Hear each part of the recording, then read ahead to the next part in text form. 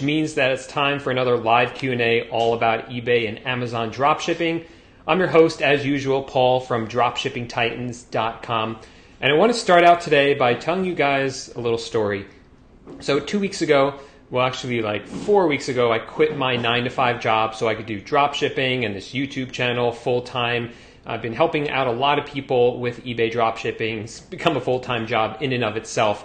So I quit my job, gave my 2 weeks, and about a week and a half ago was my last day on the job. So last week, kind of took a little break. We rented a RV of sort. It's actually a van that we rented. Believe it or not, these RVs are getting really small. You could rent out a van, get inside. It has a bed, a toilet, kitchen, everything you need. And we just drove around New York, Pennsylvania, just kind of relaxed and had a good time.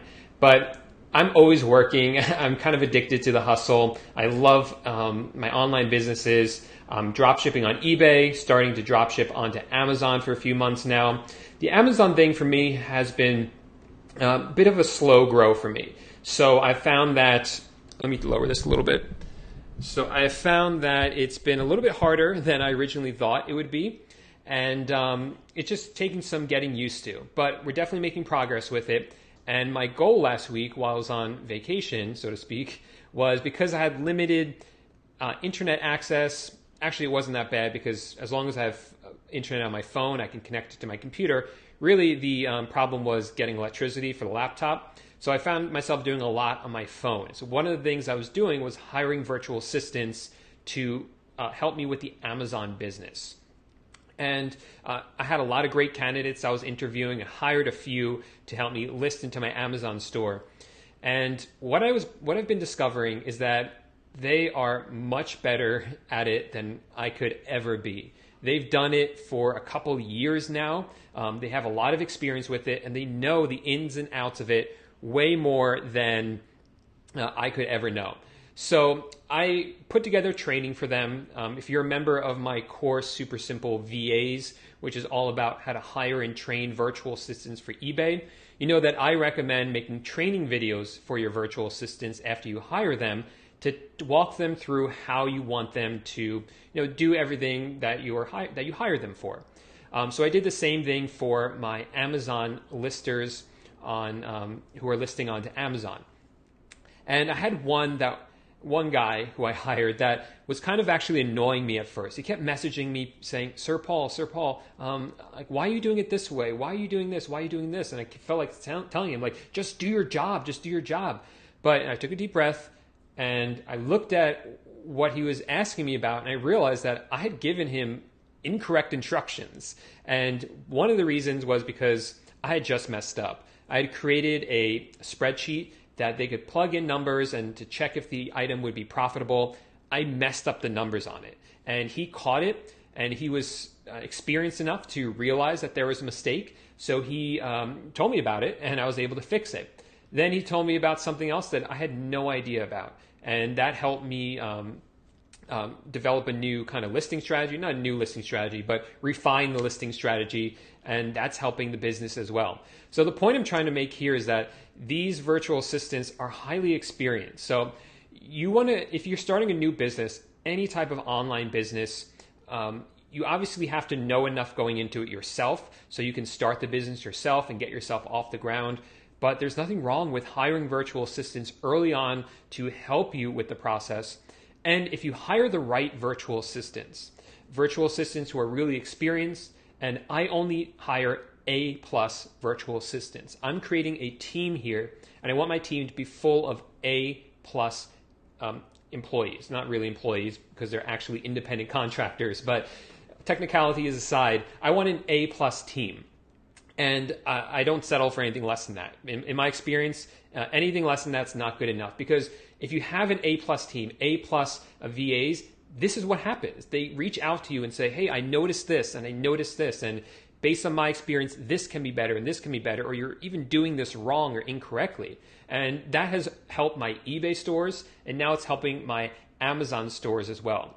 So if you're new to eBay dropshipping or Amazon dropshipping or any other online business where you know people have hired virtual assistants for it in the past. Learn the system yourself, of course, but then consider hiring a really good VA who might be able to, notice some things that you wouldn't notice about your own business. And it's kind of become my little hack for starting a new business because they're really experienced and it really it's a huge investment, a really smart investment, I would say, into your business.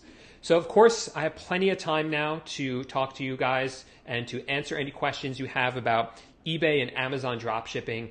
So if you have them, leave them in the live chat. I have a bunch of questions saved up from the week, which I'll answer for you guys right now. So I'll get into that in a second. Just want to say that trip I went on was a really awesome trip. I had a lot of fun. And if you guys aren't following me on Instagram, I kind of made a lot of posts about it on Instagram. I'm starting to get more active on there as well.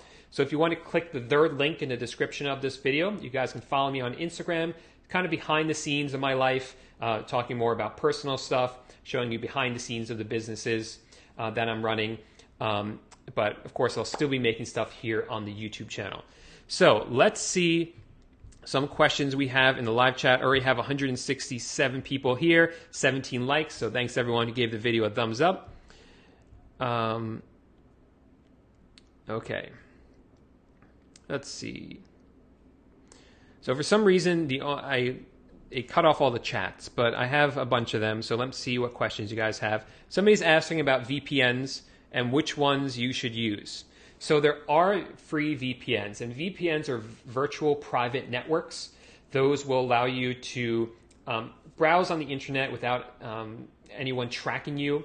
If you're outside the United States and you want to access websites that you can only access if you are physically inside the United States, you can do that with a VPN as well. A VPN, there are free ones that are Chrome extensions. They work pretty well. The one that I use is called CyberGhost, and that one works even better, I feel. Let's see.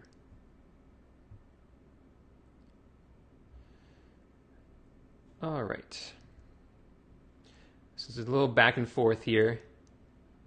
So Matthew wants to know what the full name of my Facebook group is. So right now the name of it is the Titans Tribe. It's only for members of my course, Dropshipping Titans. So you have to be a member to join the Titans Tribe on Facebook.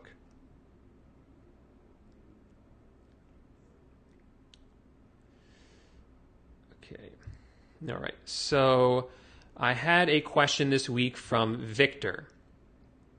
So Victor had a question about credit cards. Victor asked me, do you recommend opening a credit card account from your supplier and using that to pay for the items? So for instance, you can get a credit card from Amazon.com. You can get one, I think, from Walmart. You can get one from Lowe's. You can get one from Home Depot. Basically, any website is going to have their own credit card. The question is, should you use that credit card? Well, there's pluses and minuses to this. The benefit is usually that they a lot of times come with really good rewards program. So the Amazon one, for instance, will give you up to 5% back on all your purchases. That's more than you're going to get with a cashback credit card or even most credit cards that come with points that aren't tied to a supplier like that. The problem with these credit cards, though, is that they're usually not great credit cards. And the Amazon one happens to be really good. That one's done through Chase Bank, and now there's one through American Express. Both of those payment processing companies, credit card processing companies, are really solid, really good, have really good customer service. So those ones I can recommend. However, there's another bank called, I believe it's called Simplicity or Synchronicity, something like that. Kind of blanking on it, something like that. Those, in my experience, have been really bad. That tends to be really bad customer service. A lot of times they'll give you really low limits that just aren't worth it. And getting your limit raised, there's just been all sorts of problems with them. So I try to stay away from any credit cards that are issued through that bank. Okay. So T is asking me, can I just start doing online retail, arbitrage, drop shipping without getting tax exemption and all that. In other words, setting up a business, becoming tax exempt. I plan to do it in the future, but right now I just want to start, LOL. Absolutely, T. Myself, my personal experience, I just started selling on eBay without worrying about starting a business, without worrying about becoming tax exempt and how I was going to pay my taxes later. Of course, I was smart, kept track of everything, of all my sales and all my costs, so that when it came to income tax later, I would have an accurate record for that. But in terms of setting up a business, it wasn't something I worried about at first. And once the business started to do well, I was like, okay, now it's time to set up a business. Personally, I chose to set up an LLC, but that really depends on what you want to do. And the tax exemption stuff, you can actually do that before you start a real business, so to speak, a real business, like a business that's registered with a state. You can do that before you register your business, but then you'll have to do it again after you register. That's something I did. It wasn't a big deal. So just keep that in mind as well. Let's see.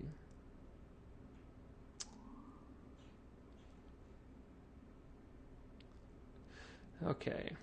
John is here soaking up some knowledge. Welcome, John.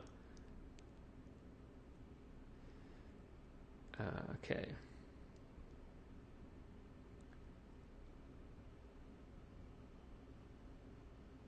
All right, we have Timothy here, joined the course a week ago and has been going through the videos, ready to get started listing. So welcome, Timothy. Okay.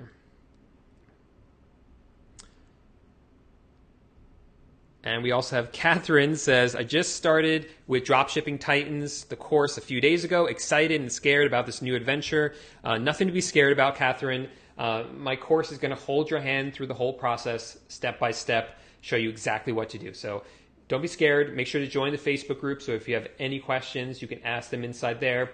And you can always reach out to me with questions as well. Let's see.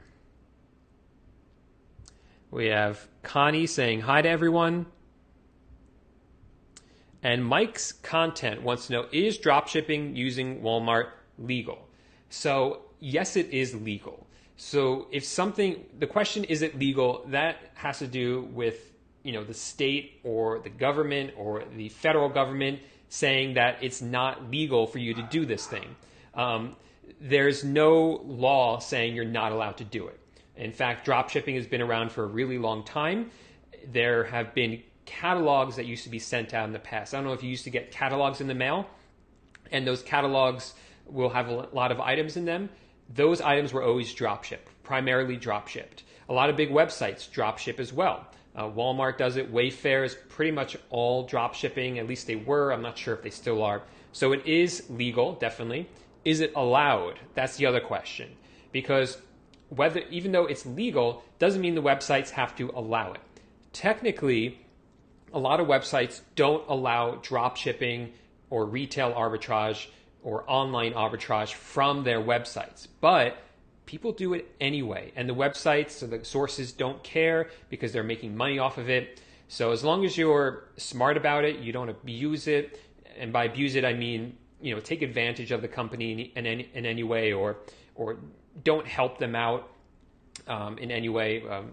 I'm not sure where my train of thought is going with that one. Just don't be an idiot about it, and don't try to scam the source in any way, is what I'm trying to say. I don't even know how you would do that, but just be smart about it, and you're going to be fine. Because lots of people do it with great success, and they don't have an issue with it. We have Jeremiah back. Welcome, Jeremiah. So Emin wants to know how they can find good products. So I have a great resource for you. I have a free mini course that's going to be linked up in the description of this video, probably the second link in the description of this video, if I remember correctly. That's going to be a free mini course, and inside that mini course, I'm going to show you how to do product research. Howdy, Kim. And we have Dropship Tyler. This video is sponsored by Dropship Tyler, leaving a $19.99 super chat. Says it's his daily marketing budget. So thanks for chatting in, Tyler. and for the really productive comment there. All right. So, Emmett has a great question. Why should you subscribe to an eBay store instead of just listing items onto eBay? So, you can get started selling on eBay without actually subscribing to eBay. And you could just start listing up items. But the benefit of subscribing is a few things. First of all, if you subscribe to, they have different plans. To one of the plans, I would suggest you start with the basic plan. There is a starter one, which is cheaper, but go for the basic because that comes with the greatest benefits. The primary ones are that once you're on that plan, it's going to lower your fees. So you'll be able to, they'll only charge you 9.1, if you're in the USA. If you're in the USA, they're only going to charge you 9.15% as a final value fee. Final value fee is the percentage they take of the sale at the end of the sale. That's going to drop down from 10% to 9.15%. It's also going to lower the cost to list items. If you don't have a store, I think it's 30 cents still. And if you're in the basic store, I think it goes down to 20 cents. They keep changing it, so it's not fresh in my mind right now. But it does lower those, and you'll also be able to start doing promoted listings, which are really important as well. So for all those reasons, I do suggest you upgrade to a basic store.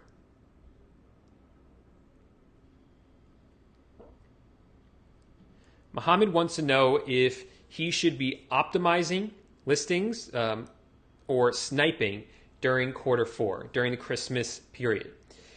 During the Christmas period, I really recommend that you go onto your source's website, find Christmas products that you think are going to sell during Christmas, and list them regardless of whether they're selling well on eBay, and fully optimize their titles and the description and the photos. And the reason I don't suggest you do sniping or even snoptimization during this time period is because it just moves too quickly.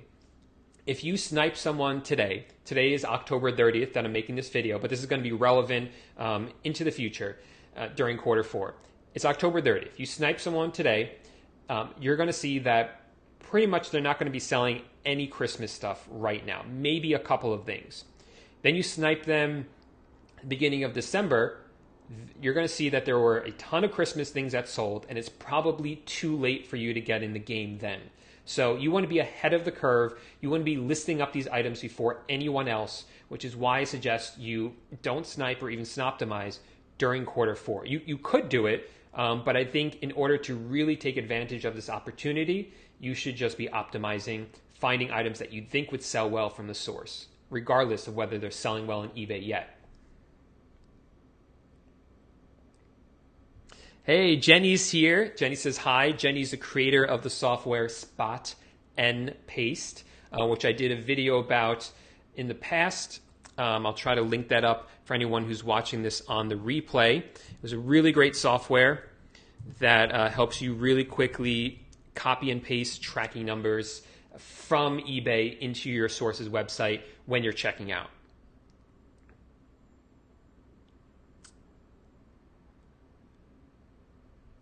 All right.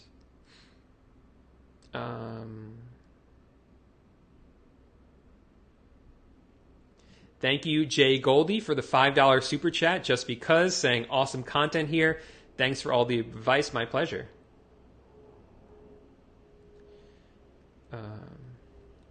So, Laverna has a great question. Welcome, Laverna. You say, how can you make a V8 list and optimize for you without giving them access to your eBay account? If you're using the bulk loading feature on DSM, can you optimize the titles while it's still in DSM? So great question. So I'm going to give the brief answer on this. The long answer I actually have inside my course, Super Simple VAs. But the short answer is that there's a ton of software like DSM Tool or any other software that you're using to list your items that will allow your virtual assistants to work on your eBay store without you giving them access to the store.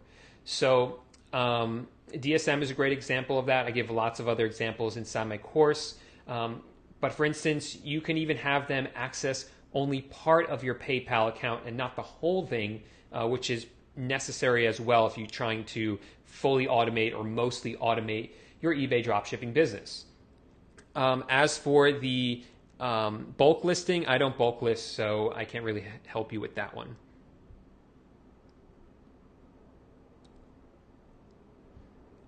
Awesome job. Let's congratulate Caitlin, who had 65 sales today. That's incredible. Congratulations. All right.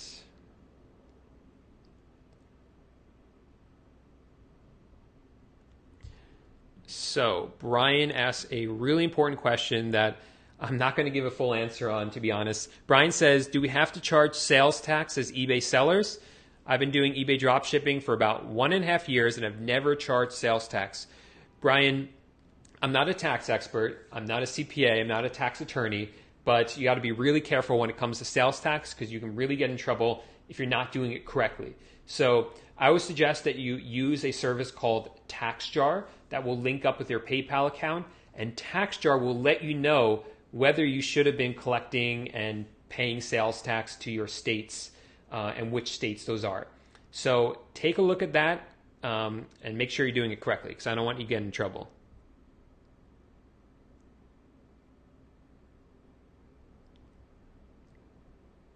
Synchrony is the name of the bank. Thank you, T. That's what I mentioned before. And he agrees that, yeah, it is a horrible bank.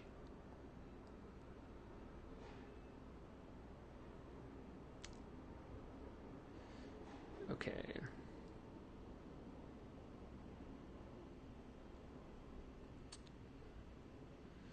All right. So another question this week from Larry. Larry asked me, don't the items show up in a Home Depot box? And if they have a question about that showing up in a Home Depot box, what do you tell them? When they say, I didn't order anything from Home Depot. So great question. And actually, I've answered this in a past video. I made a whole video about it. But basically, what you want to do is, this rarely happens. Rarely do buyers question why this happened or complain about it. And if they do, there's a really simple answer that you can send them that I thought of. That is, you can just say, look, you purchased this item, we pulled it off the shelf, it was damaged. So instead of shipping you nothing and canceling the order, we searched around, found it on another website like Home Depot, and just shipped it to you. I'm sorry, we should have told you, but we didn't want there to be any disruption in the sale for you. So we just did this and it won't happen again. We'll let you know next time. I'm sorry. That usually shuts them up because at that point, what are they going to say to that? So that's always worked for us.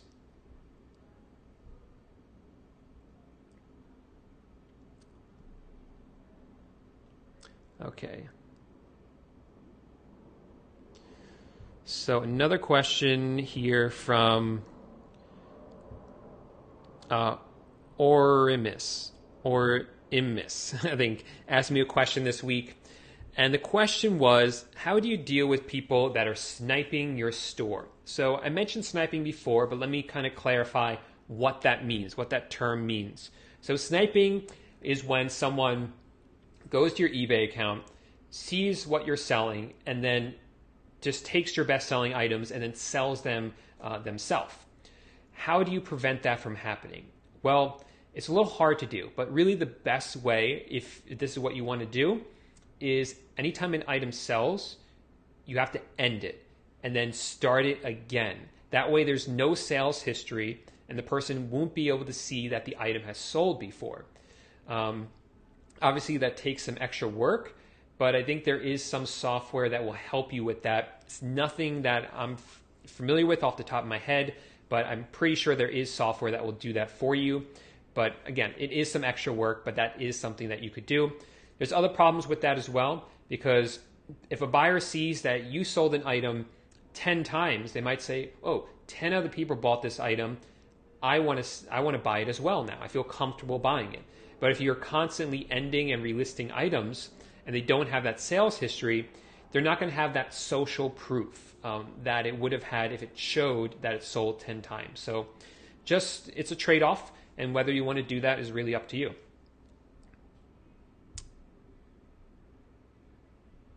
All right.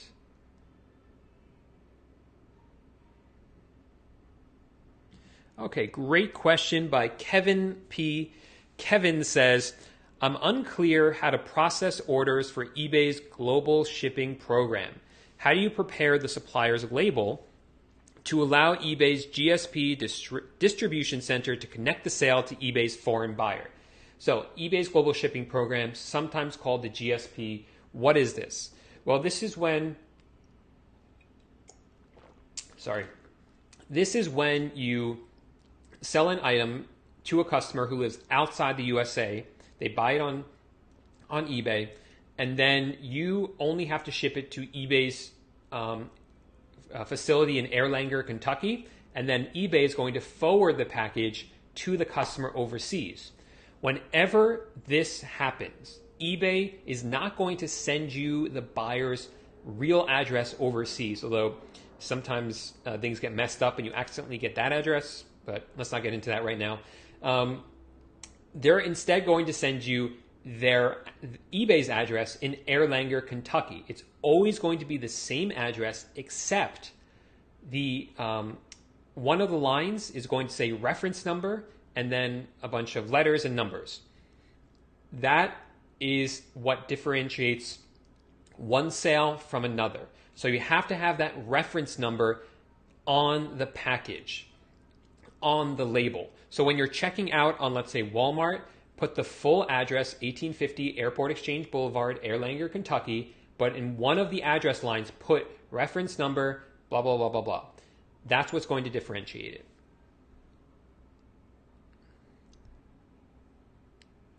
Okay.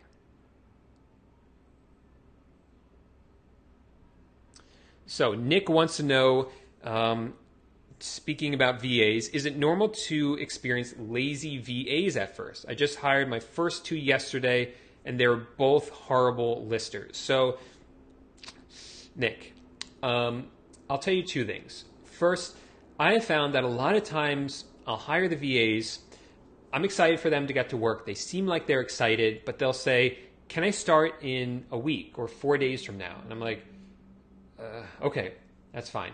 And that happens a lot, but they frequently still turn out to be great VAs. I think, I don't know why they want extra days. I guess it's understandable, but so that could be the reason. They weren't ready to start working yet. But in my experience, if you really found that they were horrible listers, I would fire them and hire different VAs. You really want that A+ team, those excellent VAs. That's why I always recommend inside my course about VAs to always hire them on a trial basis, a 1 to 2 week trial basis. Therefore, there's no expectation. You don't feel bad because you're not really firing them. You're just telling them at the end that, hey, look, it just didn't work out. I'm going to hire someone else. And then you could start a trial with someone else. You really want those A+ listers, those A+ VAs. You don't want ones that you think are horrible or lazy. But also evaluate it. Make sure that the training you gave them or the directions you gave them were adequate and that you did a good job explaining it. If they're not doing things up to your standard, but you never fully explained your standard, then that's on you, I'm sorry to say. But I only speak of that out of experience because it's happened to me. As a business owner, as entrepreneurs, it's really important that we take responsibility. And taking responsibility means, when something goes wrong, we have to own up to what we did and what we contributed to that situation. And it is your business ultimately, so everything does fall on you. So at the end of the day, it kind of is all your fault in a way. And that can be hard for new entrepreneurs. I know it was really hard for me as a new business owner to kind of figure that out myself when I first started, because I hate admitting that I'm wrong. It's one of my real strong weaknesses. Okay, just asked Chad about that one. All right, we have Bernardo here says, hey Titans, 2 weeks after buying the course and already sold over $1,500 worth of products. Congratulations, Bernardo. That's great.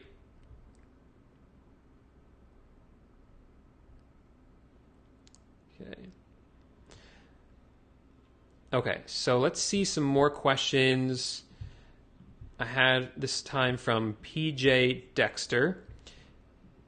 He said, "Hey Paul, enjoy your videos. This might be useful for people who just sell on eBay, but when you're selling and buying between eBay and your source, PayPal is perfect. The money goes in and it's available immediately for you, then buy the product." I'm not sure why I saved this comment, to be honest, because it's not really a question. Okay, I'm not sure why I saved that one. But shout out to PJ Dexter, I guess. Okay. I think I answered that last week. Okay, so KRM wants to know, do you think having the no returns versus 30-day return option hurts sales? I do think it hurts sales because eBay favors better return policies. So they'll rank you higher. This is what they say. They'll rank you higher if you have a higher return window and if you have seller pays for returns. Now, personally, I think seller pays for returns is not great for dropshipping. It can really hurt your business. So I wouldn't recommend that one, but I would recommend at least a 30-day return window. There's really no reason you shouldn't have one because your source is going to accept 30 days as well.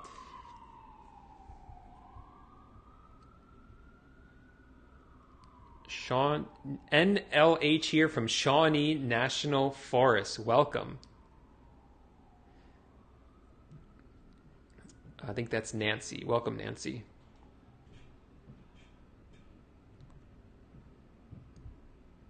Okay.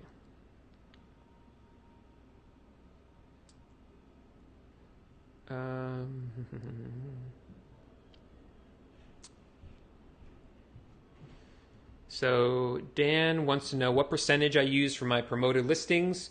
I've gone between 1% and 2%, and I found it doesn't make a huge difference, but right now it's at 2%, kind of seeing where that goes.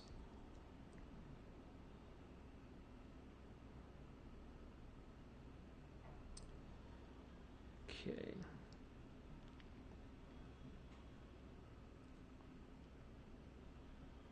So Clayton Darby has a great question. Hello, Paul. Is it good to mix drop shipping in with your listings that have thrifting or arbitrage? So there's nothing wrong with that as long as you have the correct business policies for each. So probably for your thrifting and arbitrage, you're going to get those items out really quickly, is my guess. So that's going to be a different business policy, a different shipping policy than drop shipping. Because if someone buys a drop shipped item from you and you then buy it from your source, let's say Walmart, you might place that order on Walmart right away, but it's still going to take Walmart a day or two to actually ship out the item. So you do want to make sure that there are different return policies, shipping policies, payment policy could probably be the same in that case.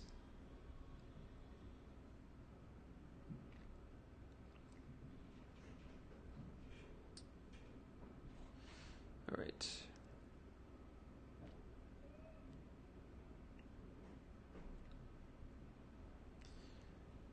Okay, so Catherine wants to know about getting free shipping on Walmart for items that are under $35. What do you do for items under $35? Well, there's no way to get free shipping if you're just buying one of these items. So everyone on eBay is going to be selling these items for the cost of the item plus $5.99 for shipping times their markup. So everyone's going to be doing that. So you don't have to worry about trying to be competitive with them because you're all on the same level there. Now, there are ways to kind of get free shipping on these by bundling them. So let's say it's, like this glass right here, and this glass is $25 for whatever reason, and you can list two of them, a pack of two. That would put the price at $50. Now you get free shipping, and then someone on eBay says, hey, I could pay 25 plus 6 times your markup for one, or I could pay 50 times your markup for two, which works out to be less per unit, if that makes sense. I hope that makes sense. So that might be one way that you could differentiate your listing and kind of incentivize buyers to purchase your double bundle as opposed to just a single, which per unit would be more money. Hope that made sense. So to kind of answer this question, Sea Monkeys, I kind of just answered it. The only danger with listing items that are like your own or retail arbitrage along with drop shipped items in the same store is that it's harder to get top rated seller if you are drop shipping items. So if you mix the two into one account, you might lose your top rated seller. So just be aware of that. That might be a reason for you to open a second account.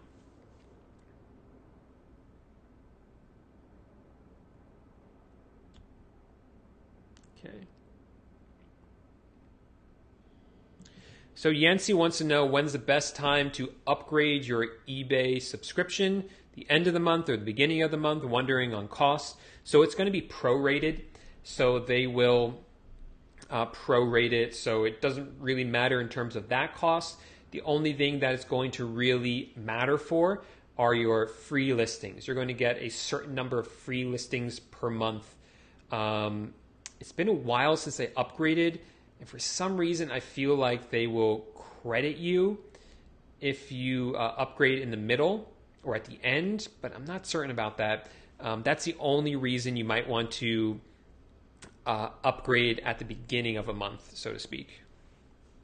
But it really doesn't matter. Even with, if you kind of do the math on that, I don't think it really even matters all that much.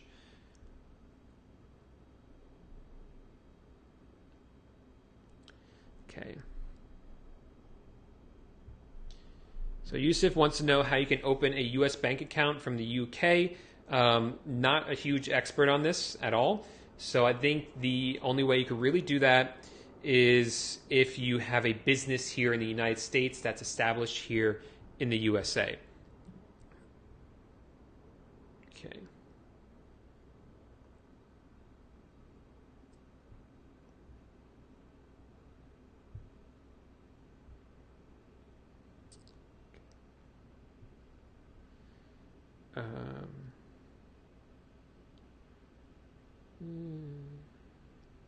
Okay, so let me welcome some new members to the course who have recently joined the course. I like to do this every week to welcome the new members to the Titans tribe.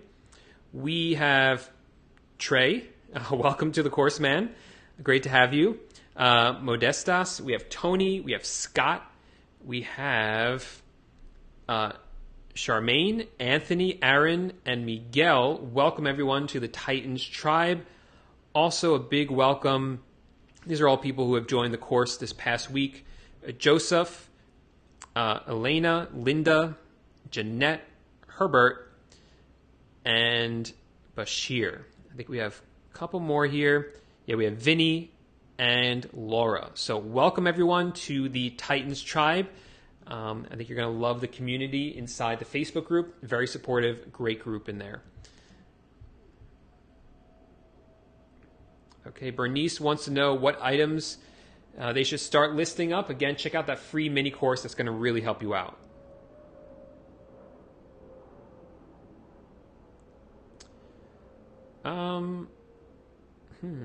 Great question, Lewis.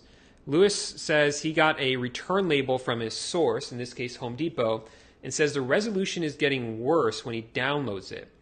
What should you do? So I haven't really run into this issue. You should be able to right-click, or actually, right-click. I always get it messed up. Yeah, you right-click, and you should be able to download it directly, or you can save it. A lot of times you can hit print, but instead of printing it, you actually save it as a PDF, is one of the printer options. That might help as well. Or if you make it really big by zooming in, you hold down Control and press the plus key, which is like next to delete on my MacBook at least. That will zoom in, and then you can take a screenshot, because the bigger it is, the better the resolution will be on the screenshot. I hope that helps you.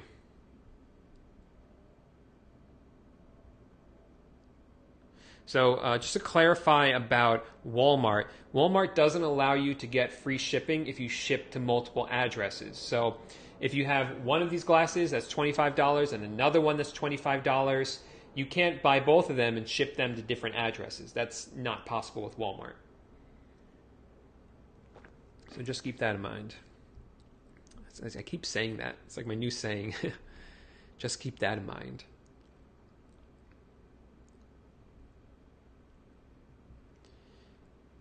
Okay.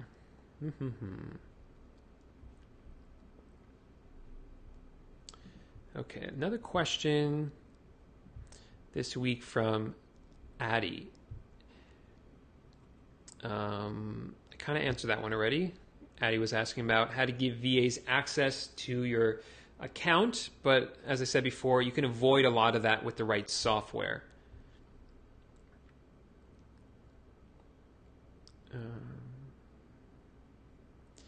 So, an interesting comment on one of my videos from Clay.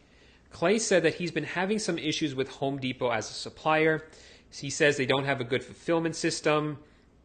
They are dropshipping so many items from other vendors who don't even send the orders out. And he feels that if he stops using Walmart, it would eliminate about 95% of his problems, and he could pretty much fire all his VAs and just run the business himself. So first I'll say that my experience with Home Depot has been much better than that. I think they are fantastic for me. So the reason I wanted to bring this up is for two reasons. One is because this brings up a good point, which is that if you ask people which suppliers they like, which suppliers they don't like, you're going to get people always saying, some people saying they hate one supplier and they love the second one, and other people saying the complete opposite. I've just found that some people work better with different suppliers, and that doesn't mean that one's better or worse than the other. You just have to find what works for you. So just because someone else is using Home Depot and doing really well with it doesn't mean it's going to work for you, and that's okay.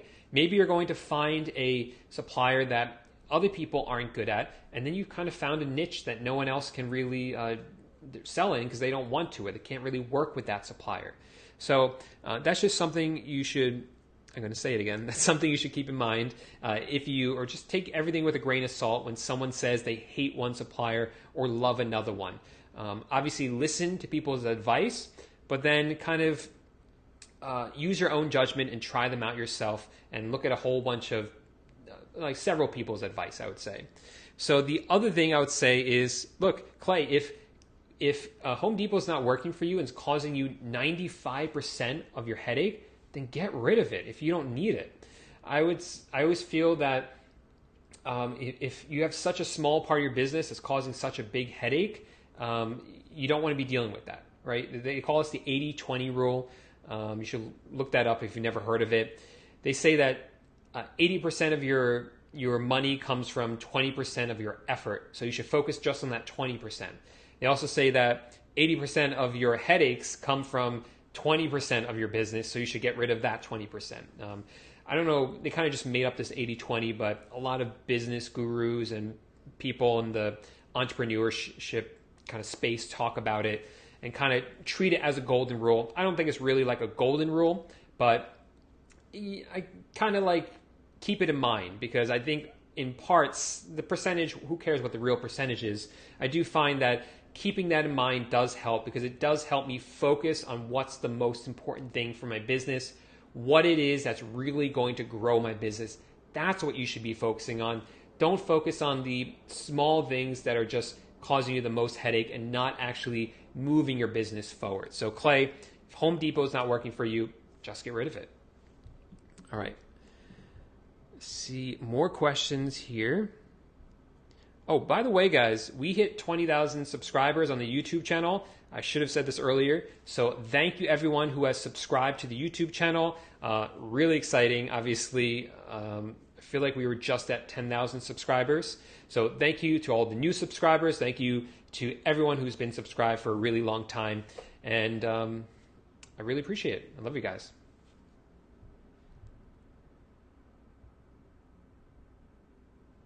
Okay.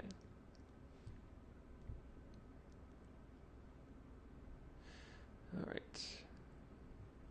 Nope, don't do that.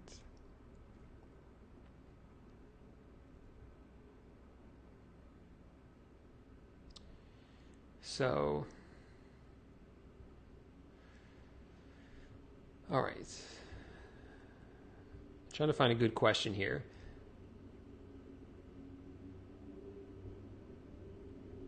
Let me scroll to the more recent comments because I missed out a lot of them. There's so many here coming in. Yeah, so brother versus sister says, do you check your DMs on Instagram? Yeah, so if you follow me on Instagram, send me a message there. I do reply on there. If you guys want to talk to me there for whatever reason, ask me any questions. Rake-In Profit is here. Welcome, brother. Great to have you.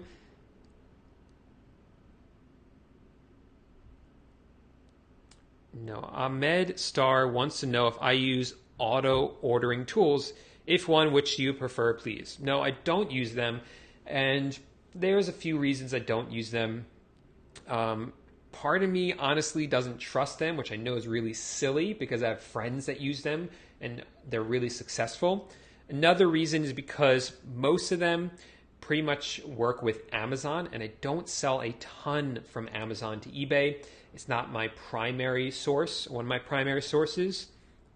And even if they did, I just like hiring virtual assistants to do it. I like giving other people work, so that's what I prefer to do.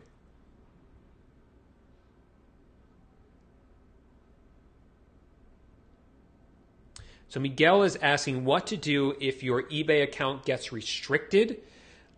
Great question. And if you catch my video I'm going to release later this week, it's going to be all about eBay restrictions and suspensions.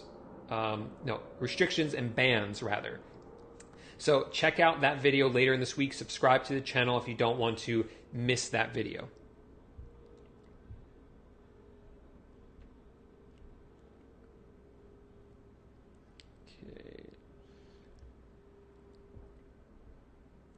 So I keep wanting to answer some questions in the live chat, but we have so many people who are answering questions for other people. So thank you everyone who's doing that. So for instance, Phil, Kevin was asking, what should your break even be as a new seller on eBay? And Phil answered, I think he's spot on. He said, when I started, I had a 20% break even. That includes eBay fees, PayPal fees, sales tax, and a 3 to 5% profit depending on cost. And I think that's a really good place to start if you're a new seller.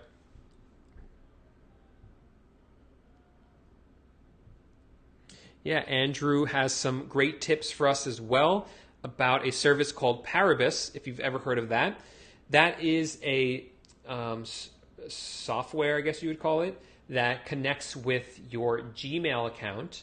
And anytime you get an email from your source, like Walmart, it will kind of keep track of it and let you know if the price drops within a certain time period. If it does, then they email you, let you know about it, and then you can contact the source and ask for a price adjustment. Now, I have found that this works with Home Depot, although the problem is that I think Paribus only looks back the last 2 weeks or so, and Home Depot's price match period is longer than that. So that's kind of an issue with them. And the other issue with them is with Walmart, because Paribus will actually automatically send an email to Walmart on your behalf and say, hey, I bought this item, it was this price, then it lowered to this price. The problem is that, let's say you bought like 10 of these glasses for different customers, and then Paribus sends out 10 different emails to Walmart. Walmart is not going to be happy. Walmart tolerates us as resellers and drop shippers, but if you're trying to get some extra cash out of them for a price match because of a sale, they will not honor it. They might for a few times, but if they catch on to who you are and that you're a reseller, they will stop doing it and they'll send you a nasty email telling you not to do it. So that's my warning about Paribus.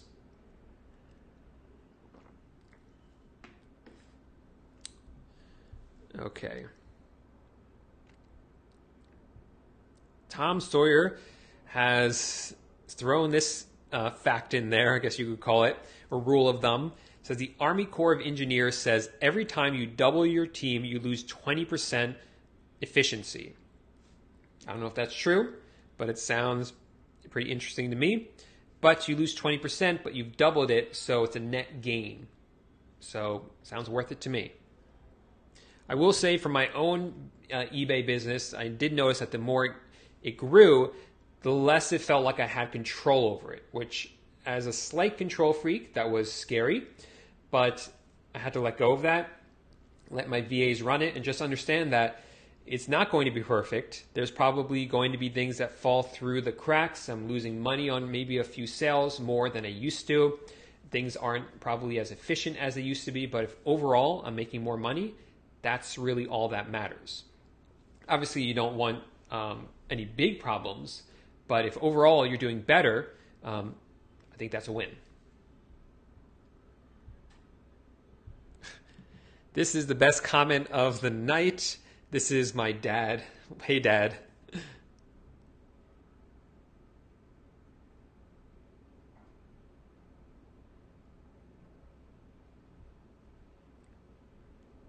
And John says, click the thumbs up button, everyone. Thanks, John, for the reminder.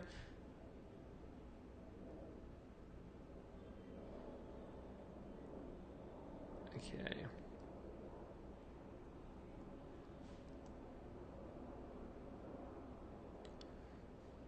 All right, let's see.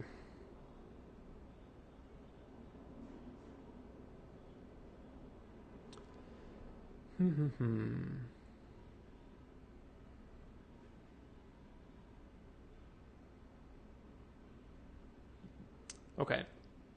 So drop shipping lifestyle says, what do you do about your break even if you are tax exempt but not in the states that don't allow the blanket certificate, so only partially tax exempt, I guess? Okay, there's a lot I want to break down in there because I'm sure not everyone knows what you're talking about. So we talked about break even before. Phil says he was using 20% as a new seller. I think that's a good place to start. You can lower that though if you're not paying sales tax when you purchase your items from your source like Walmart. And the way you become sales tax exempt is a little bit complicated. It does take a lot of steps to get there, which is why I have a whole module on it inside my course. It's anyone who's inside my course, it's module 15. That can lower your break even to closer to 15, even a little bit lower than 15%. Is a good break even at that point.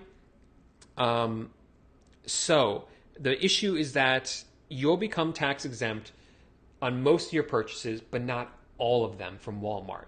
So you're not going to be tax exempt in certain states that do not accept out-of-state resale certificates. So usually you're only going to be registered in one state. For me, that's New York when I started out. For states like Florida, they wouldn't accept my resale certificate. So anytime I shipped an item to Florida, I had to pay sales tax to Walmart for that item. And there's other states that will accept it, like Maine, I believe, but they don't accept what is called a blanket certificate. And a blanket certificate is basically where you say, I'm giving you one certificate, Walmart. This is going to cover all my purchases that I ever make. And Maine doesn't allow you to do that. You have to submit a new one every time. Walmart doesn't want you to do that, so they charge you sales tax for those states. So that's a little bit boring, but that's how it works. So what do you do about those? Well, you would either have to eat the cost or raise the price of the items overall to cover it, or you can charge a special surcharge or fee to ship to those states. That is something else I cover inside the course as well. But you would do that inside your business policies and your site preferences.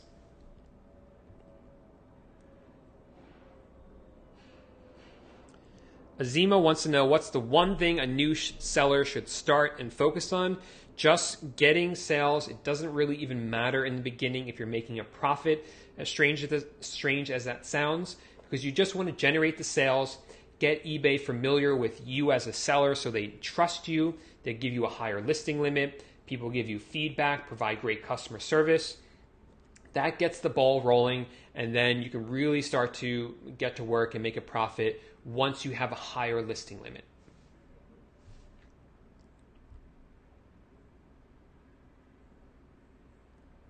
Okay.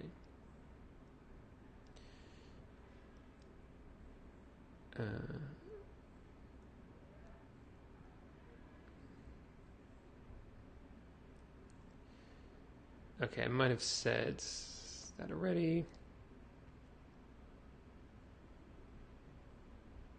Okay, ecom. That's not ecom, Tom.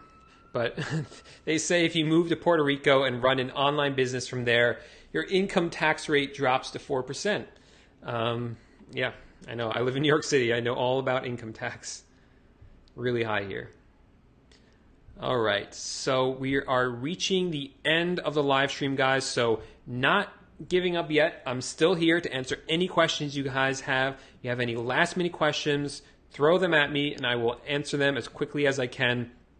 And I just wanted to make a couple announcements real quick. If you guys are liking this video, make sure to give it a thumbs up. If you love it, make sure to subscribe.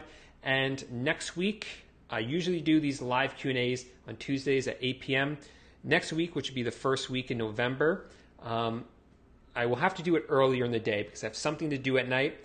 I'm actually hanging out with my dad, so I won't be around for it at 8 p.m. I'm going to be doing it earlier in the day. I will let everyone know in advance when that is. Of course, it will be available in replay the next day or right after, so you guys could actually watch it at 8 p.m. if you miss it earlier in the day. So, let's see.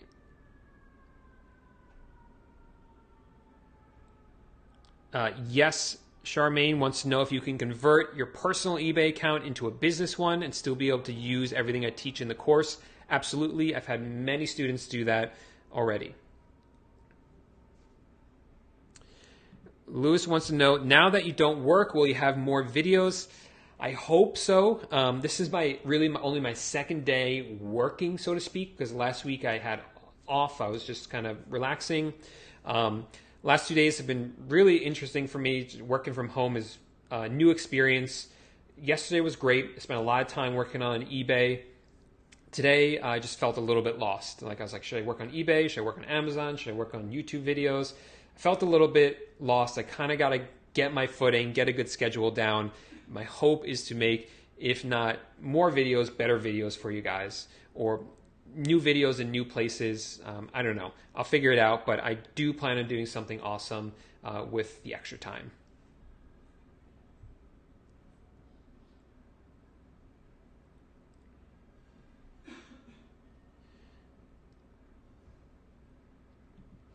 So similar question from T. Now that I run a eBay dropshipping business, do you get much free time? Or are you busy with tasks? So I have a large team of VAs that are pretty much running the whole business. I'm just focused now on a new eBay store that I'm growing with some new things I'm trying with that. So if you guys want to learn about what I'm doing with that, make sure to subscribe because I'll be talking about that in the future. Obviously, I'm growing my Amazon account as well. I'm making these YouTube videos for you guys. So it is pretty busy. But now that I've quit the 9-to-5 job, hopefully I can get things down to a manageable schedule.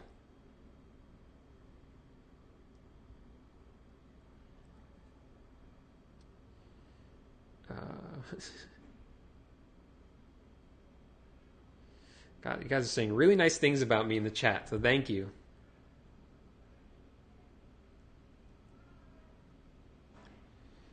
All right.